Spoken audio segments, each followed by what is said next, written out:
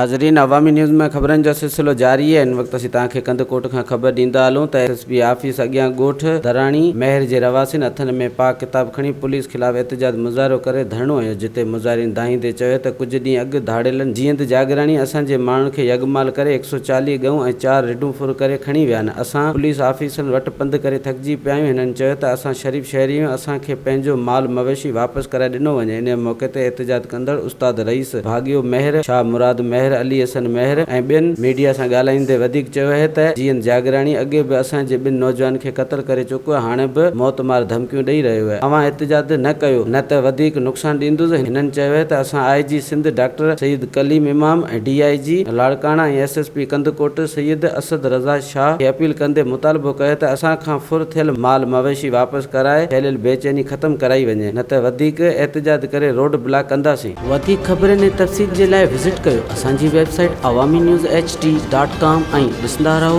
Awami news HD।